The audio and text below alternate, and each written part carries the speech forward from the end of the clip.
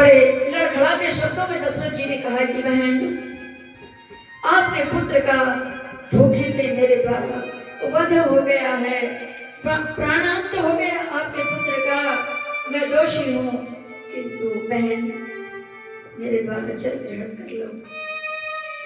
इतने ही शब्द सुनी मां ने, मां का धैर्य टूट रहा था, पिताश्री का भी धैर्य टूट रहा था।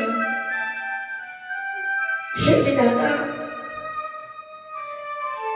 तुमने एक ही पुत्र तो मुझे दिया, हमारी सेवा करता था, हमारी सेवा के लिए उसने अपने गृहस्थ सुख को छोड़ दिया और हमें 4 धाम की यात्रा करा रहा था। भैया, हमारे पुत्र श्रवण के अलावा कोई सहारा नहीं है, हम तो जीते जी मर जाएंगे, मेरा पुत्र ला दो। करुण क्रंदन भरे पुकार से अंधांधे प्रार्थना करते हैं राजा दशरथ जी से, अब तुम कौन हो, अपना नाम बता दो। तो बोले, राजा दशरथ जी ने बताया कि मैं अयोध्या नरेश राजा दशरथ हूं, शिकार करने आया था बहन, धोखे से शब्द वेदी भाण मुझसे संधान हो गया और आपके पुत्र मृत्यु को प्राप्त हो गए हैं। मैं आपका सब कुछ करूंगा, पूरी सेवा करूंगा, राजपाट सब रखूंगा, आप जल ग्रहण कर लो माता।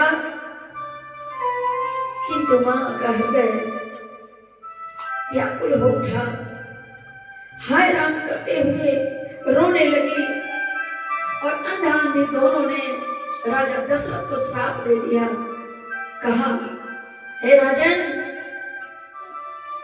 राजा का कर्तव्य होता है कि प्रजा की रक्षा करना, किंतु तुम क्या रक्षा करे हमारी, हमारा तो इस संसार में कोई है ही नहीं, केवल एक ही पुत्र था, वो भी तुमने छीन लिया, तुम क्या राज चलाओगे, हम तुम्हारे हाथ का, तुम दुष्ट हो, तुमने घोर पाप किया है, ऐसे पापी के हाथों से हम जल ग्रहण नहीं करेंगे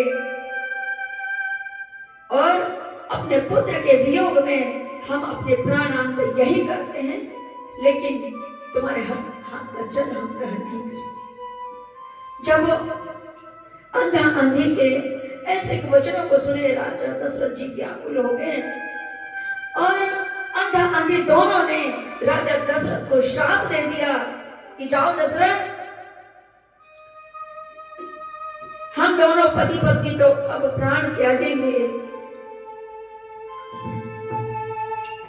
जिस पुत्र शोक में हम मर रहे हैं, ऐसे ही पुत्र शोक में, पुत्र वियोग में तुम भी मरोगे। तब और दोनों ने प्राण त्याग दिए। उनका अंतिम संस्कार राजा दशरथ जी ने किया।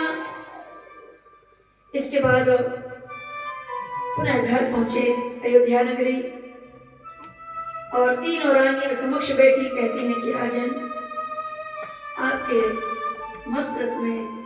आपके मस्तिष्क में चिंता की लकीरें दिख रही हैं। कौशल्या देवी वो साक्षात देवी थी, वो जान